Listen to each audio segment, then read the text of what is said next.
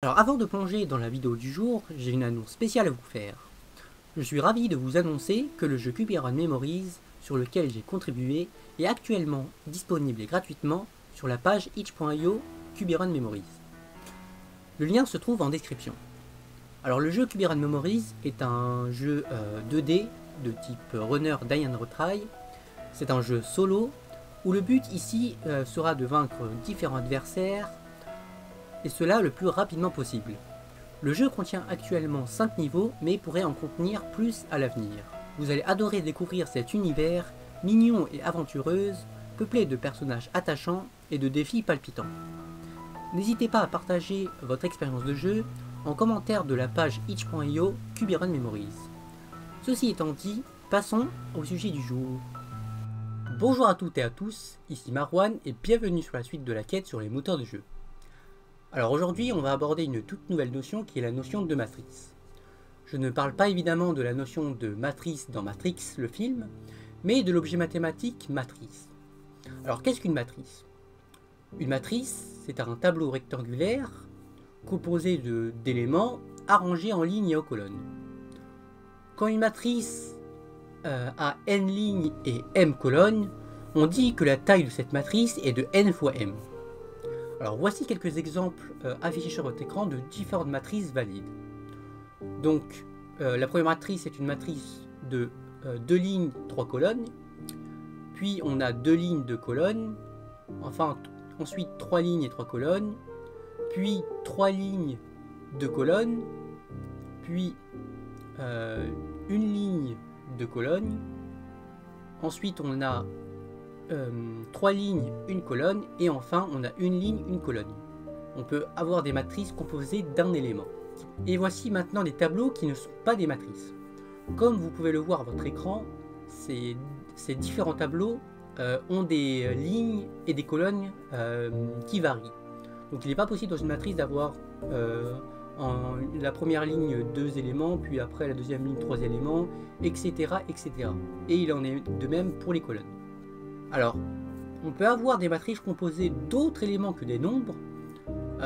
Une matrice peut par exemple être définie par des chaînes de caractères, des booléens, ou même des fonctions algébriques. Le seul prérequis, c'est que tous ces éléments doivent être de type identique. Donc une matrice doit être composée uniquement, par exemple, de nombres, si cette matrice est définie pour des nombres, ou alors par exemple si on veut des chaînes de caractères dans cette matrice, eh bien on peut avoir uniquement que des chaînes de caractères dans cette matrice. Dans le cas où le nombre de lignes est égal au nombre de colonnes, on dit que cette matrice est carrée. Les éléments composant une matrice sont appelés les entrées de cette matrice. Pour identifier chaque entrée d'une matrice M, on utilise une double indexion commençant à partir de 0 de la manière suivante. Donc, pour accéder à chaque élément, on va utiliser la lettre M et suivi des deux indices I et J. Donc I correspond à l'index des lignes et J correspondra à l'index des colonnes. Par exemple, si on souhaite accéder à la première ligne et au second élément de cette ligne, on utilisera l'index 0 pour la ligne et 1 pour la colonne. Les entrées où I et J sont égaux, par exemple M00, M11 ou encore M22, sont appelées les entrées diagonales. Et à contrario, les entrées où I et J sont différents sont appelées les entrées non diagonales. Une matrice où les entrées non diagonales sont tous égales à 0 est appelée une matrice diagonale. Donc voici quelques exemples de matrices diagonales. Cas particulier, donc la quatrième matrice que vous voyez sur votre écran, tous les éléments sont égaux à 0. Cela constitue quand même une matrice diagonale. Le fait que les entrées diagonales soient également égales à 0 n'enfreint pas la règle de ce qu'on appelle une matrice diagonale.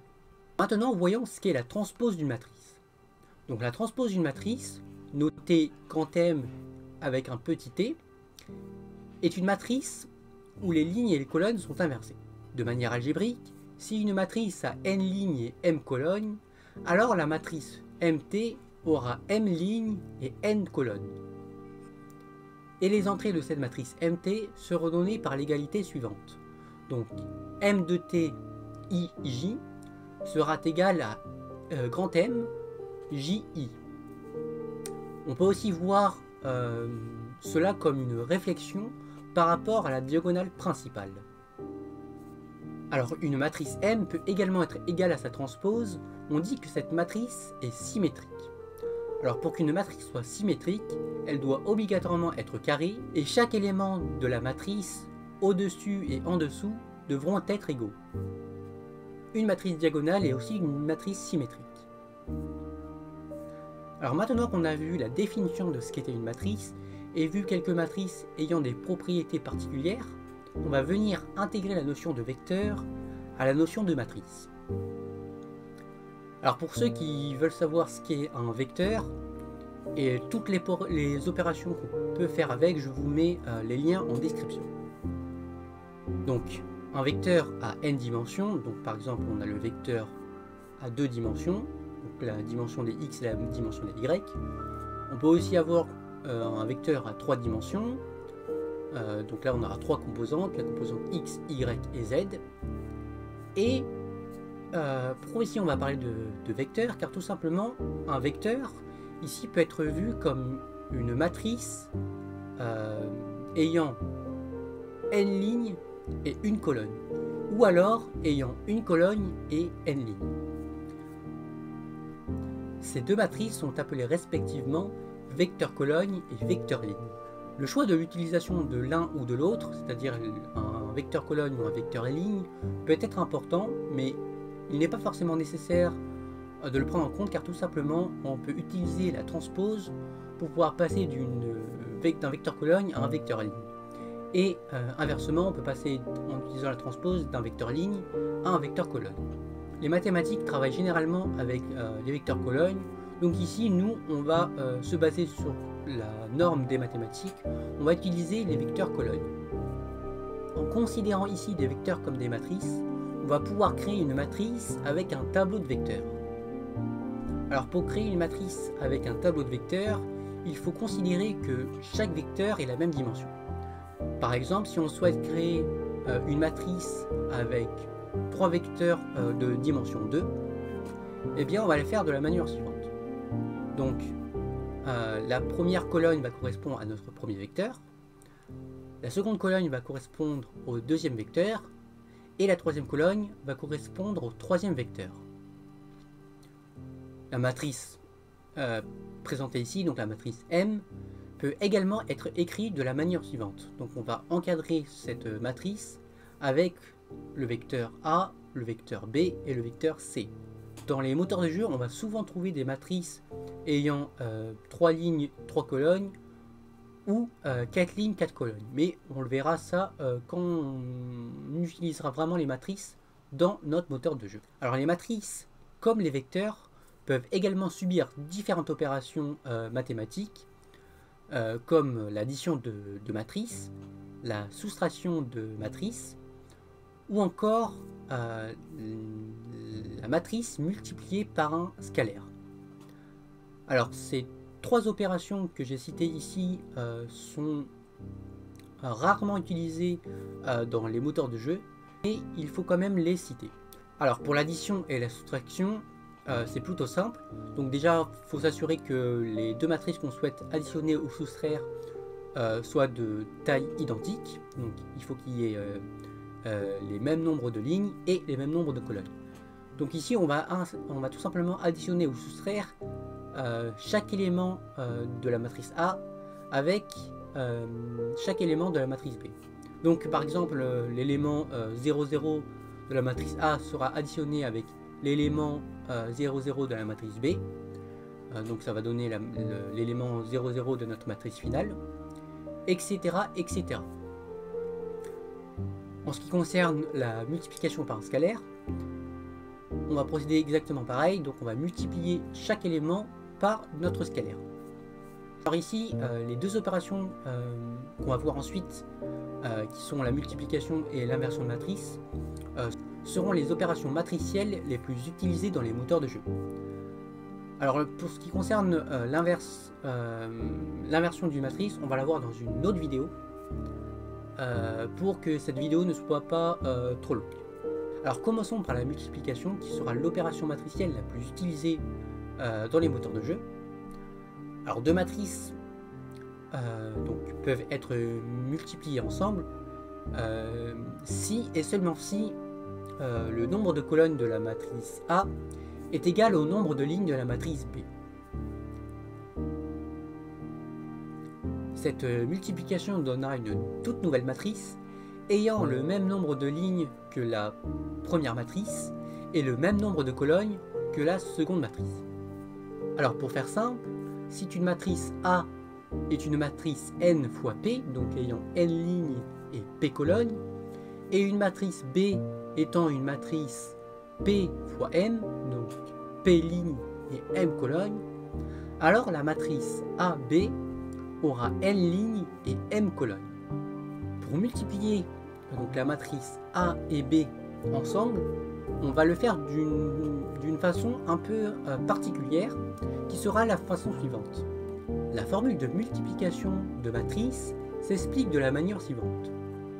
Chaque élément IJ de la matrice AB seront égales à la somme des produits de A IK multiplié par la matrice B KJ pour K allant de 0 à P-1 et où P est égal au nombre de colonnes de la matrice A et respectivement au nombre de lignes de la matrice B. Alors prenons un exemple pour que ça soit beaucoup plus clair. Donc ici on va prendre deux matrices, donc la matrice A qui aura 2 lignes et 3 colonnes et la matrice B qui aura 3 lignes et 4 colonnes. Alors premièrement, vérifions s'il est possible de multiplier ces deux matrices. Donc ici c'est le cas, le nombre de colonnes de la matrice A est bien égal au nombre de lignes de la matrice B. Donc la matrice A a 3 colonnes et la matrice B a 3 lignes. Alors maintenant, en prenant ces deux matrices ici, on sait que notre matrice finale, donc la matrice AB, aura 2 lignes et 4 colonnes. Car tout simplement la matrice A a 2 lignes et la matrice B a 4 colonnes. Donc on va ici prendre donc, chaque élément de la matrice finale et assigner le résultat avec la formule qu'on a vue précédemment.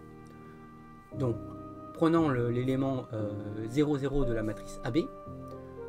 Donc ici, un moyen visuel pour simplifier l'explication, c'est de se concentrer sur les lignes de la matrice A avec les colonnes de la matrice B. Donc pour le premier élément 0, 0, on va se concentrer sur la ligne 0, donc là où I est égal à 0 de la matrice A.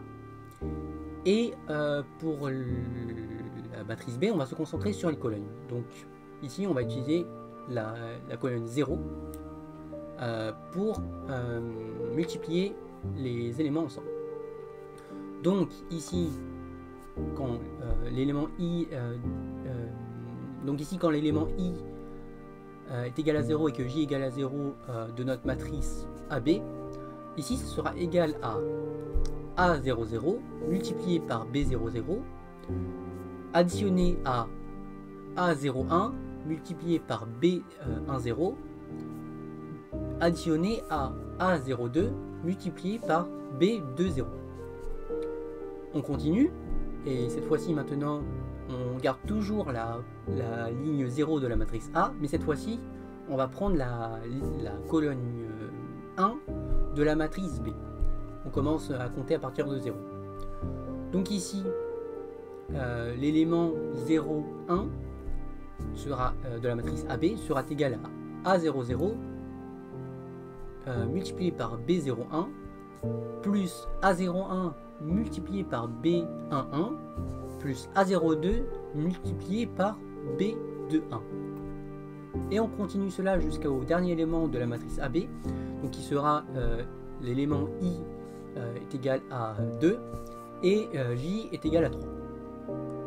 Dernière chose concernant la multiplication, c'est que la multiplication n'est pas commutative, c'est-à-dire que la multiplication d'une matrice A avec une matrice B n'est pas forcément égale à la multiplication d'une matrice B avec une matrice A. Donc faites bien attention quand vous souhaitez multiplier deux matrices ensemble, de le faire dans le bon ordre. Alors c'est déjà la fin de cette vidéo, donc ici on a vu une introduction aux matrices. Dans la prochaine vidéo on verra vraiment une application de ces matrices dans les moteurs de jeu. N'hésitez pas à mettre un like et un commentaire et à vous abonner à cette chaîne pour ne pas manquer les prochaines vidéos. Je vous dis à la prochaine, c'était Marwan pour de nouvelles quêtes d'un programmeur.